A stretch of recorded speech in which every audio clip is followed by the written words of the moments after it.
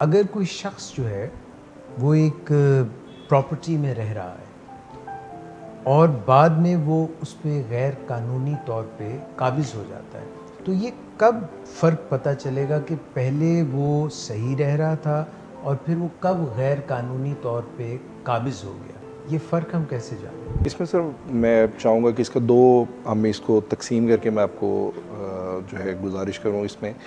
एक जो रहने की बात है, मतलब उसका पहले किसी लीगल कॉन्ट्रैक्ट के तहत वो रह रहा है। जैसे कि हम बात करते हैं टेनेंट की बात कर रहे हैं, टेनेंट आपके साथ रह रहे हैं, आपके साथ एक लीगल एग्रीमेंट है, टेनेंसी एग्रीमेंट के तहत वो आपके साथ रजिस्टर्ड और वो आपकी प्रेमिसेस जो है उसको एंजॉय कर रहे हैं। अल्टीमेटली आपकी कुछ ऐसी सूरत हाल पैदा हो जाती है कि वो टेनेंसी के मुताबिक आपका एग्रीमेंट जो है उसकी ब्रीच होती है, आपके एग्रीमेंट के मुताबिक वो नहीं रह रहे हैं।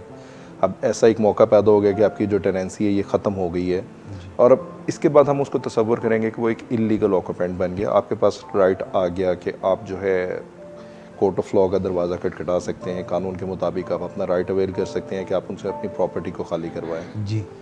एक दूसरी सूरत हाल भी है कि जिसमें आपका किसी किस्म को कोई एग्रीमेंट नहीं है किसी के साथ, कोई एक थर्ड पर्सन है, उसका कोई राइट नहीं है।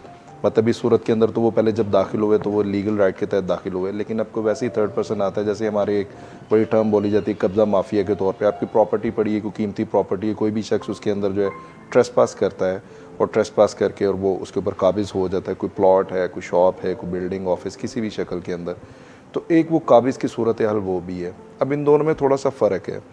जो नीड ऑफ द आर देखते हुए जब लेजिस्लेशन की गई, जो रिसेंट एरा के अंदर लेजिस्लेशन हुई, 2005 में इलीगल डिस्पोजेशन एक्ट का कानून इंट्रोड्यूस करवाया गया और 2009 में रेंटेड प्रेमिसेस एक्ट, क्योंकि इससे पहले होता था कि किराएदार अगर चला गया तो वो काबिज़ हो गया तो तवील अरसे तक अब लिटिगेशन का सामना करते हैं, किराया भी नहीं मिल रहा, आपकी कीमती प्रॉपर्टी भी दाव पे लग गई है, मार्केट में सस्ती बिकती है।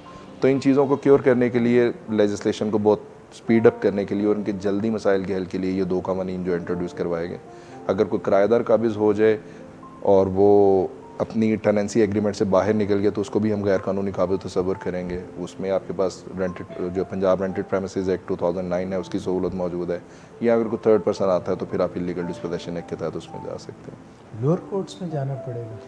जी, इसके अंदर जो रेंटेड प्रेमिसेस एक्ट है उसके लिए तो स्पेशल रेंट ट्रिब्यूनल्स बनाए गए, सिविल जजेस ही होते हैं, मतलब सिविल कोर्ट्स के इक्विवेलेंट हैं उनको, लेकिन स्पेशल पास दी गई और उनके पास सिर्फ और सिर्फ रेंट से रिलेटेड केसेस ही फिक्स होते हैं, उनकी कॉजेज जो चलती है और सिर्फ वो मामला देखते हैं। इसी तरह अगर आप इलीगल डिस्पोजेशन एक्ट की बात करें तो उसके अंदर जो है वो जो सेशन कोर्ट है वो उन्होंने फर्स्ट फॉर्म को स्किप करके इसको सेकंड फॉर्म से ही इसका स्टार्टअप दिया कि आप जो सेशन कोर्ट में इसकी लिटिगेशन ओपन होती है और आप इलीगल डिस्पोजेशन एक्ट के तहत जो कंप्लेंट है अपनी वो सेशन कोर्ट्स में फाइल करते हैं।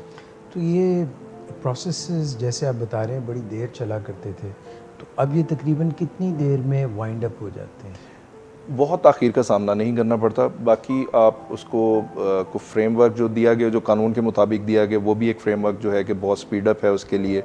जल्द से जल्द उन्होंने करना है 4 माह 6 माह, इस तरह अगरचे कि इस तरह होता नहीं है, उसके बावजूद भी थोड़ा प्रलोंग कर लेते हैं। लेकिन जो पहले एक सुनते थे कि दादा केस करेगा और पोता जो लड़ेगा, वो कॉन्सेप्ट ख़त्म हो गया। इसमें लिटिगेशन बहुत प्रलोंग नहीं करती है। मतलब आप अमूमी तौर पे कर लें कि जो वक्त है वो तकरीबन 10% पे रिड्यूस कर गए एक एवरेज लिटिगेशन का। अगर 100 दिन लगते थे तो अब 10 दिन लगने वाली बात आ गई। कब्ज़ा माफिया हो या टेनेंट हो, अगर ये स्टे ले लें तो फिर? इन कोर्ट्स के ऊपर आपका स्टे नहीं है। मतलब एक आम अमूमी है कि कब्ज़ा, आप कहते हैं कि किराएदार जो उसने जाके स्टे ले लिया कि मुझे निकाल नहीं सकते, एक बड़ी गलत परसेप्शन है। लोग उस स्टे के पीछे, उस केस के पीछे भागना शुरू कर देते हैं। आपको ज़रूरत ही नहीं है।